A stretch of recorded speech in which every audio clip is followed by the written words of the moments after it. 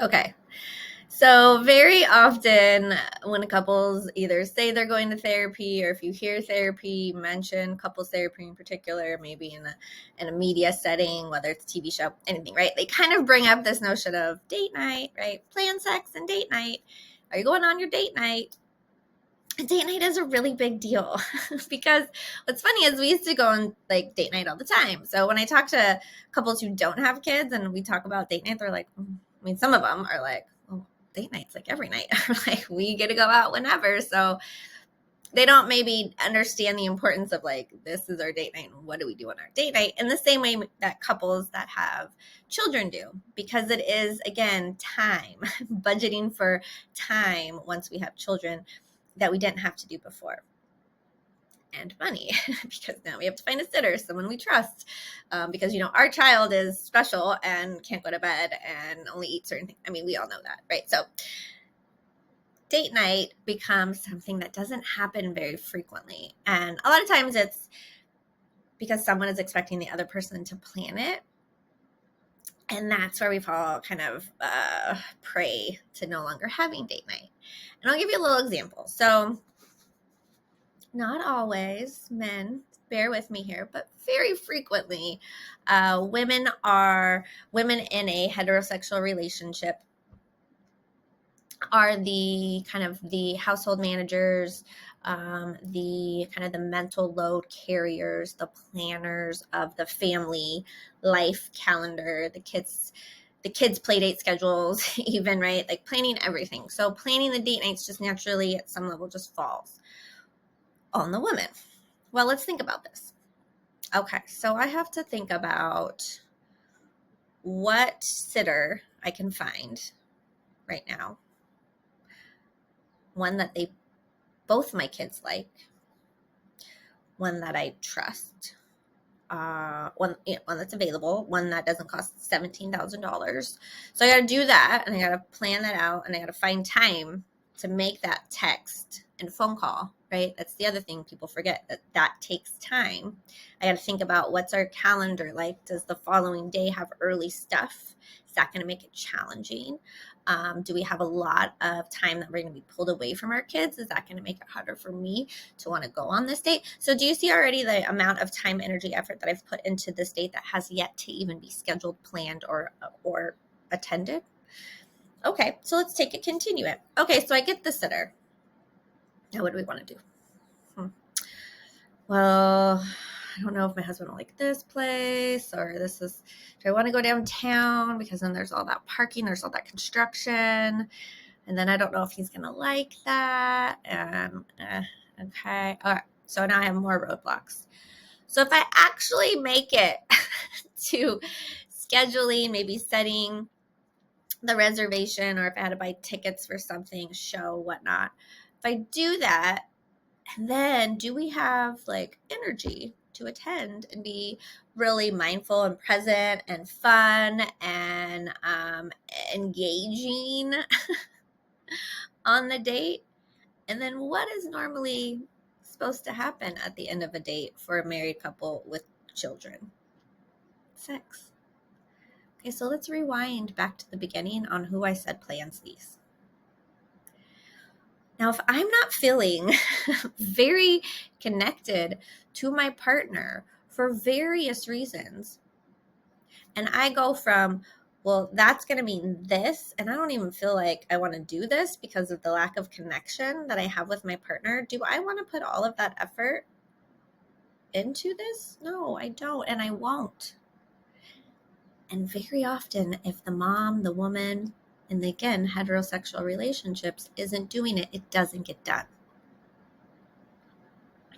When we lived in Seattle, my husband likes to hike, and I like to hike. I don't not like to hike. But it's just not like something where I'm like, I can't wait to get up and go on that mountain, and I'm not buying hiking books, and I'm not looking up trails, and I'm not like fucking excited like about all the hiking there is. But I will go happily. I will enjoy myself. I love being outside. I love my kids being outside. They are way more fun, right? So my husband started like complaining, and he was like, we never go hiking. We never do anything. We never go on hikes. We never get outside. And I'm like, Are you kidding me? Do not see. So one, I took that fully, and at some level he meant it. It's my responsibility. If I didn't plan it, if it didn't happen, and then I'm getting complaints. So luckily I do this for a living. And so I was able to say to him, hey, look, I am tired. And I don't know these trails in the way that you do. I'm not as excited about knowing about them, and I'm not from here where you are. You've hiked these hikes a lot. You know if they're hard for a family to do. You know me and my ability, and my ability is higher than probably my desire, right? So you know all of these things. So if you planned a hike for Saturday morning and you packed all the shit that needs to get into the car for those 2 children that we so desire to get out of the house before it's nap time, and then we don't even get to make it outside. If you want to do that, you tell me where to be and I will be there. You're like, babe, we're leaving at 8 a.m. to go on a hike. It's probably going to be a 4-hour adventure. And I got it all handled. Just meet me in the car. Music to my ears, people. I will be in that car. I will be ready. I'll put those ugly ass gaiters on. I will put those hiking boots on, and I will smile, and I will have a blast because I didn't have to do it. I am happy to go.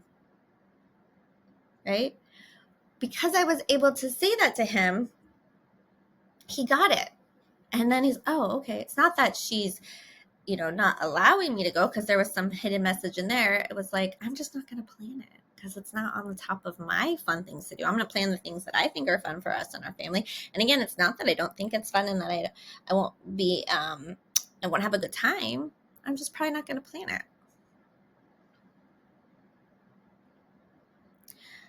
So it's really important when we're thinking of dates or quality time that we really, how do these things get planned? Again, what's the intention? How are we looking at our calendar, and who is taking charge of these things?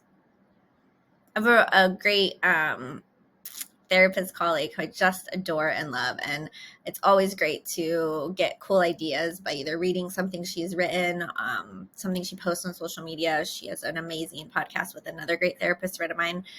So this is Laura Heck and Zach Brittle that I'm talking about.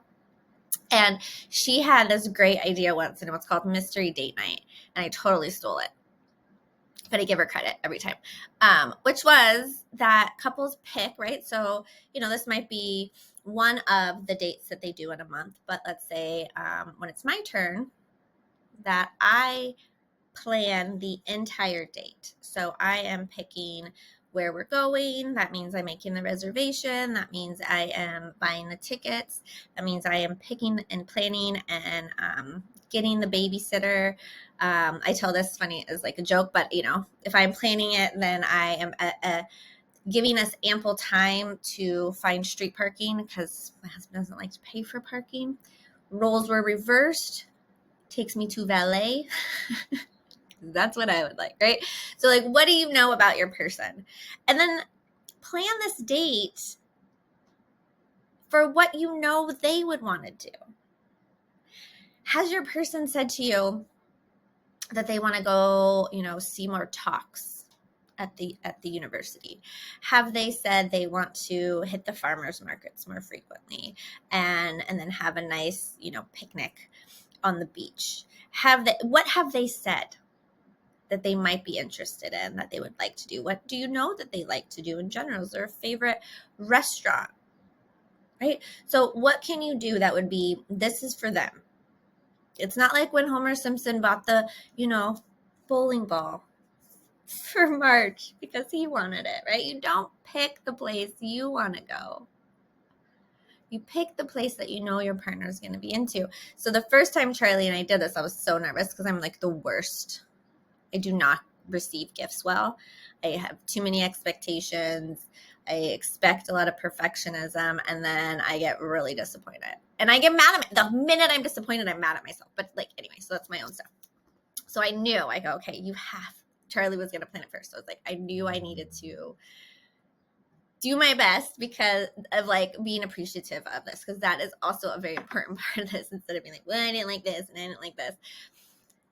I mean, if it completely missed the mark, we have conversations, but I was very open, and hey, he put effort into this. This is our first one. I'm gonna like love it.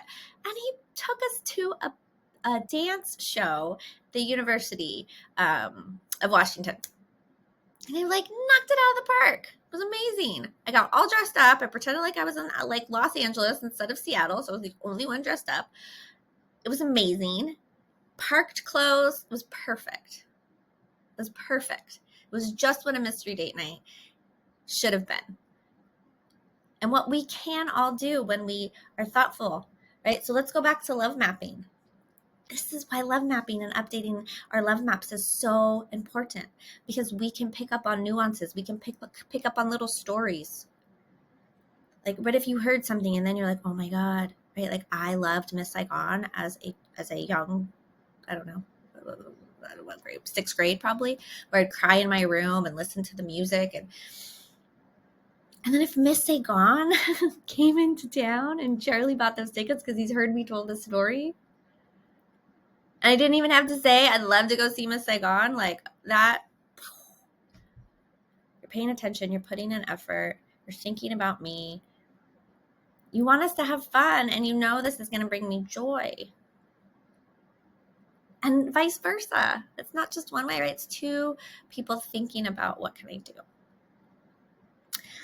So what I would love for you to do is think about, what are some places you would love to take your partner to, right? Are there places that you have said you'd like to go and where you live, right? I'm in Maui now. So are there places in Maui that Charlie and I could write down together and like get creative? Like, what could we do? And we now have Wednesdays off together. And so these are great times for us to plan really interesting things to do that might be harder for us to do with kids, or maybe we could check it out first.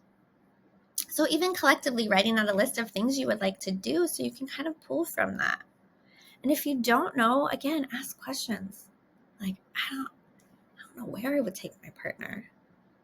Start asking, like you can even say, hey, remember when we used to always go to shows and like when we didn't have kids, like, do you miss that? Because maybe they're like, no, I'm so glad I don't have to listen to loud music and standing. It's beer spilt on me. Or maybe they're like, oh my God, I miss it so much. I'd love to do more of that. Well, you just got some valuable information. All right, get to work, enjoy, have fun, and ask if you don't know. But think about, what have you heard your partner say? What stories do you know? Right? Like, where would you maybe you're from the place and your partner's not, and what would you like to show them? See if that's some level of interest for them as well. And like, what's the intention behind showing them? Is it to show them a piece of kind of what helped you be who you are? Like, that's the gym I did gymnastics at, and it really saved me from just like my chaotic home life. Like, those are interesting then stories that we can take and do something with. Because now so there's this gymnastics element. I'm learning about this. We have to pay attention to these stories, because that then informs what we can, really do for our partner, where we could take them, how we can take date night from just being dinner and a movie or dinner and drinks, which there's really nothing wrong with that. But there's not a lot of intention. There's not a lot of fun. It's just, okay, we don't know what else to do. It lacks creativity. It's lazy. Sorry. But it is. We can do better. So I want you to do better. I want you to think really hard. What would be some really great, connecting, enjoyable, fun things we could do together? What have I heard? Write them down. And as always, share them with each other, because what you are trying to do, again, is to create a more intentional relationship. And we're creating and building a plan for that right now. So within this, we can even talk about, how do we make sure this happens? Do we want to do something like Beth said, mystery date night? Do we want to create a date night jar where we put all of these date night ideas and we just pull one once a week? That's what we do. What would work for you, right? Every marriage is different. Every relationship is different. What is going to work for you to make this part of the relationship feel more connected and joyful? And that's what I want you to think about, write down, and share with one another. All right, enjoy.